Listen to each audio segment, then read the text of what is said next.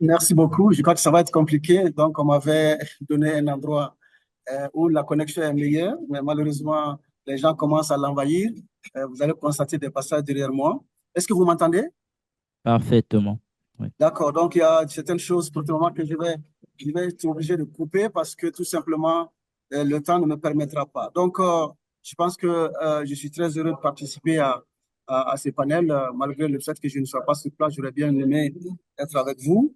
Mais juste pour dire que c'est une question qui est assez pertinente et on voit bien à travers les interventions des réseaux qu'il y a énormément d'initiatives qui sont prises et qui vont dans le sens de créer les conditions optimales, non seulement des dialogues, mais aussi surtout de prévenir ou d'atténuer les crises, les différentes crises, que ce soit des crises liées globalement aux ressources naturelles, mais aussi des crises qui sont liées à des outils spécifiques comme la terre, le foncier ou d'autres dimensions. Je pense que on doit rappeler assez rapidement que les RBM, la création des RBM était une réponse à énormément de difficultés qu'on vient d'évoquer aujourd'hui. La question des alliances, la question de l'approfondissement des questions pastorales, mais aussi et surtout la question de créer plus de synergie entre les différents acteurs qui interviennent dans les zones du Sahel particulièrement, mais en lien aussi avec les pays côtiers, parce que ça a été aussi des questions qui ont été abordées, mais qu'on n'a pas beaucoup approfondi ici. Donc, on voit bien que les instruments existent. Donc, je rappelle le fait que RBM a été créé suite à un engagement qui a été pris par un certain nombre d'acteurs. J'y faisais partie parce que j'ai eu l'honneur d'être le modérateur de l'Assemblée générale constitutive des RBM, qui disait au début des années 2000, disons, particulièrement en 2003, que les projets d'appui au pastoralisme ne pouvaient pas fonctionner par rapport à plusieurs éléments essentiels. La question de la durée a été évoquée, la question de contenu a été évoquée, mais aussi le portage de ces initiatives-là. C'est pour ça que TASSA, avec le CRUS, avec APS et Moriben, se sont mis ensemble. Mais l'insistance que nous avons eue à l'époque et qu'on est arrivé à décloisonner, c'était de dire il faut un minimum 10 ans d'un programme qui s'engage sur 10 ans pour que les dynamiques sociales puissent non seulement enregistrer, identifier, cartographier, mais aussi intégrer à partir de ces trois pays, le Mali, le Burkina Faso et le Niger à l'époque. Donc, le programme pastoral régional était un programme différent à l'époque qui s'est engagé sur 10 ans avec la mise en place d'une dynamique de suivi, pas seulement des actions qui étaient menées, mais aussi surtout des impacts que le projet pouvait avoir sur cette dynamique-là. C'est ainsi que le RBM est né. Donc, le RBM est né à partir d'une initiative qui avait une structuration projet, mais qui n'était pas une dynamique de projet, était une initiative à plus ou moins long terme pour aborder ces problématiques-là d'alliance. Donc, pour faire une alliance, il y a, je crois, un certain nombre de choses minimum qu'on a constaté ici. Donc, je parle de ces expériences-là.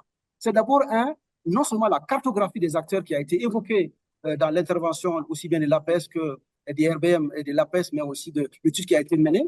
Mais cette cartographie doit permettre justement d'aller plus loin pour identifier les points de convergence et les points de divergence. Je pense que les alliances que nous avons ont été affaiblies parce que nous n'avons pas voulu aborder les questions qui fâchent dès le départ. Et ces questions qui fâchent constituent justement les langues d'attaque des différentes interventions qui doivent se faire. Parce que la construction qui s'est faite autour des divergences sur le foncier, des divergences sur le plan culturel, et qui nous reviennent à la face aujourd'hui, aurait pu être résolue depuis très longtemps avec des différents types d'alliances. C'est la même chose que les alliances entre les réseaux régionaux.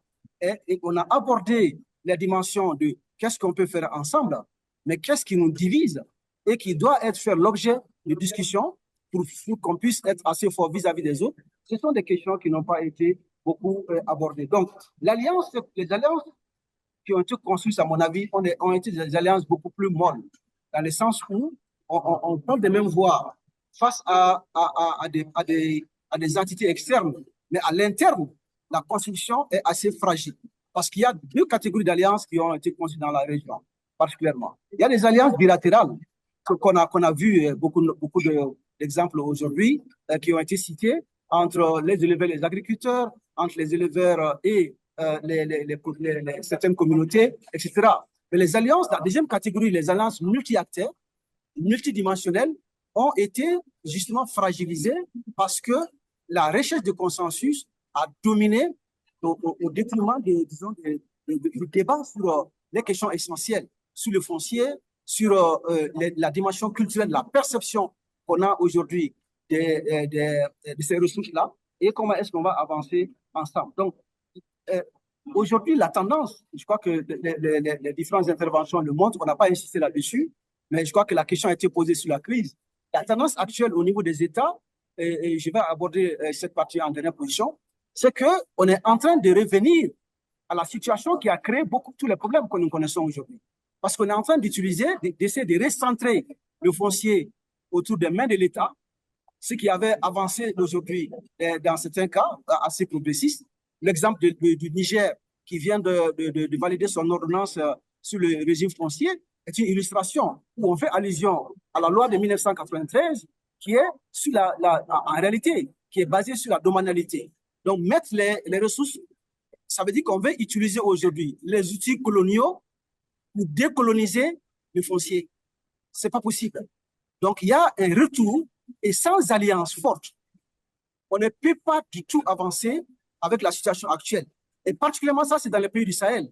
Au nom de la souveraineté, il y a un recentrage qui est en train de s'opérer. Et donc, c'est les alliances qu'on va construire, aussi bien avec les États qu'avec les institutions qui produisent la connaissance, qui va permettre justement d'éviter d'utiliser ces outils coloniaux pour décoloniser le foncier. Parce que l'idée, c'est ça. On veut aller vers une souveraineté, mais cette souveraineté est aujourd'hui bloquée avec les instruments que l'on utilise. Donc ça, de quel rôle Interréseau peut jouer dans ce contexte? Parce qu'il y a beaucoup de choses à dire avec les exemples qui ont été donnés. Tant que le dialogue entre RBM, entre l'Europa, APES et d'autres structures qui se mettent en place, on ne va pas rentrer dans les questions qui fâchent, je crois qu'on va continuer à avoir des difficultés majeures liées à la question de ces ressources-là. Donc, Interréseau dispose d'un certain nombre d'instruments importants qui peuvent être mis en œuvre. Je pense, dans un premier temps, tout ce qui concerne la valorisation des pratiques, qu'elles soient bonnes ou mauvaises, cette valorisation passe par leur cartographie, leur partage, mais aussi avec des outils qui parlent aux gens aujourd'hui. Donc ça, c'est, je crois, un élément important.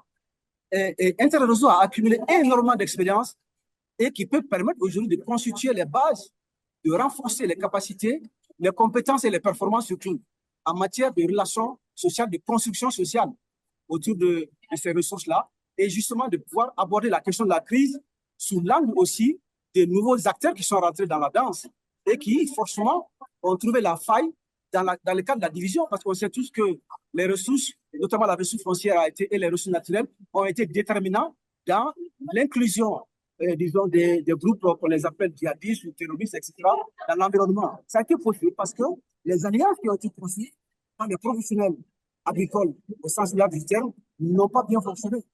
C'est ça qui a été le problème. On a confondu la dimension professionnelle avec la dimension sociale, culturelle, et qui a causé ce problème. Donc, Interréseau peut contribuer à ça. Ça, c'est un élément, un dernier élément, c'est tout ce qui concerne la relation des acteurs. Monsieur Mamadou. Des données. Voilà un peu ces choses que je voulais dire, parce qu'à ce moment, il y a beaucoup de bruit. Hein. Oui, pouvez-vous revenir sur vos derniers éléments? On vous a perdu. Oui. En disant que Interréseau doit continuer à jouer ce rôle-là et que c'est à ce prix que les alliances peuvent être encore beaucoup plus. Alors, merci beaucoup.